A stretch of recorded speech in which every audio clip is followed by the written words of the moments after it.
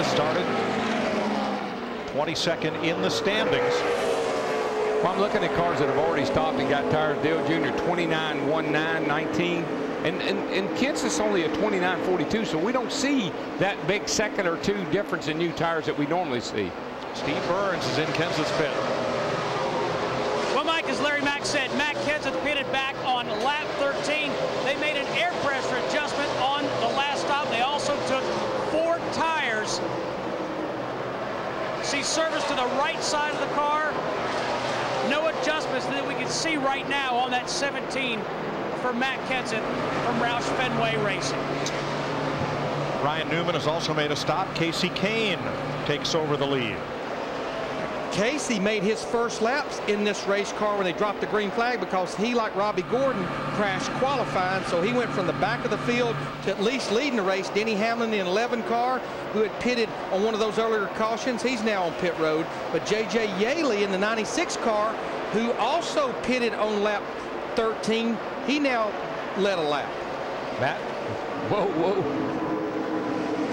And the 11 of Denny Hamlin, remember, pitted back on lap 13, took on 4 tires.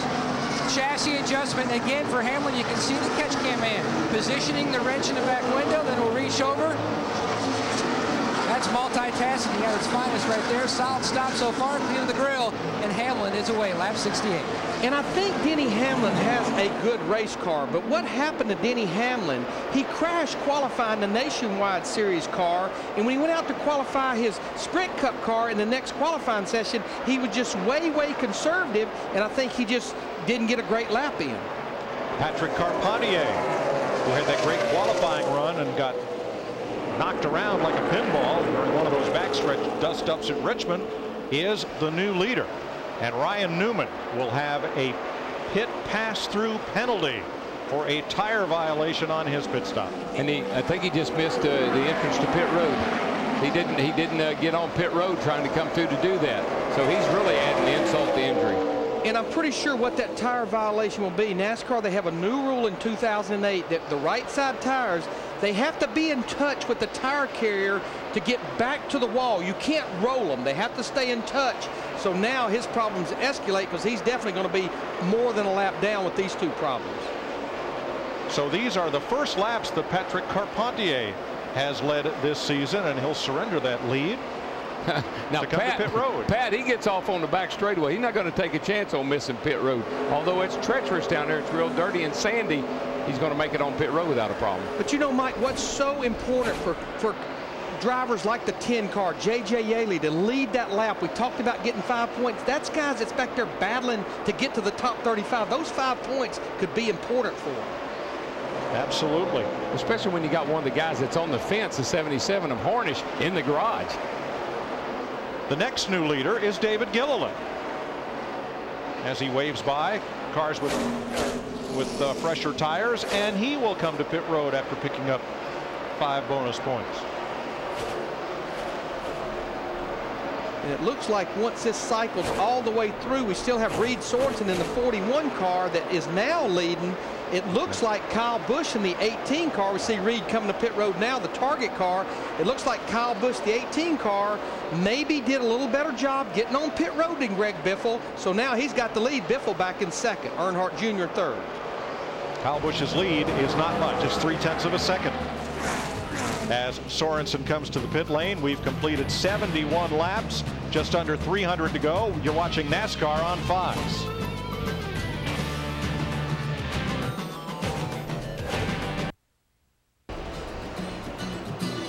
Tonight's Ford Drive One moment takes you back to 1965, 63-4. That's Fred Lorenzen. When Ford Motor Company sponsored cars, they put local dealers on the side who participated, like Lafayette Ford in Fayetteville, North Carolina. The same family owns Lafayette Ford today, and they saw Yates racing with an unsponsored car and said, well, when you come to Darlington, we'll do our part. So they are Quapple's sponsor. Ford Drive One. And you know what, Mike? Travis started back in the 24th position. He has worked his way up to the 12th spot. And the big thing about this car that's been unsponsored so much this year is right now they come in here sitting in the top 20 in points and 19th. In fact, both the Yates cars are 19th and 20th in the top 20. See that 358 CID on the hood? That's the engine displacement. NASCAR used to require you to display that on the hood of the car because you had a choice of a big block or small block engine during some of those years. That was a familiar voice I heard on the radio. Todd Parrott, the crew chief, who's won races here. He's won here before with Dale Jarrett. And his dad was my crew chief back in the Gatorade days. Buddy. And now Greg Biffle draws a bead on Kyle Busch yet again. They're within a quarter second. Traffic ahead. Michael Waltrip. Here comes Biffle. Darrell, I believe Kyle Busch has a good fresh tire car. Biffle has a good long haul car. It sure looks that way, and I'd say that that's that advantage Biffle has maybe on doing the tire test here. But Krista, Biffle, they make a lot of long runs. Kyle's major complaint seems to be with that middle pedal. That would be correct, Mike. The brake pedal, that is Kyle's current issue. In fact, there's a little bit of a conference that's been going on top of his pit box down here in the 18 pit. Team manager Jimmy Makar kind of sprinted down, came up on the pit box to talk to crew chief Steve Addington. Kyle said he has no brakes. He's getting killed in 3 and 4, and he's tight. And I think what sometimes race team they get sucked into is because this is considered a speedway, you come here with a fairly small brake package. And I think the speeds they're running here, they're probably using more brake than they anticipated, Darrell, and there's not enough brake there possibly on that 18 car. I think you're probably right, Larry, and I don't imagine they have a lot of air going to them either. I mean, you try to run as little a brake duct as you can get away with. That may be a problem as well. The driver who had the best view of Kyle Busch's brakes is the driver right behind him. That's Greg Biffle. Matt's in his pit. And Joel Edmonds, who's Biffle's spotter, was telling Greg just a few laps ago, he said the 18 of Busch, he's showing so much more brake heat than we are. Just keep doing what you're doing. And Biffle says his car is still a tick on the tight side, but not bad as he looks to take the lead again. Greg Biffle to the bottom. There are the glowing brakes of Kyle Busch. A really comfortable car to drive, and a car that I would want to have this way at this racetrack is that little bit tight. I want it a little tight.